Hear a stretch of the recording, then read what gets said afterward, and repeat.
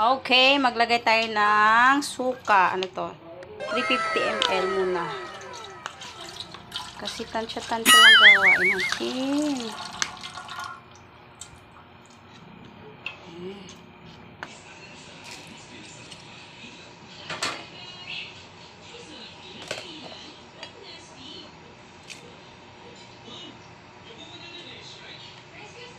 Sibuyas, bawang sibuyas at luya. Wala, marami ata. Pero antay natin. Piling ko masarap naman to. This is pangalawang gawa ko. Ay, may nadagdag lang sa konti. Ito, dagdagan ko siya nito. Mamaya natin ilagay.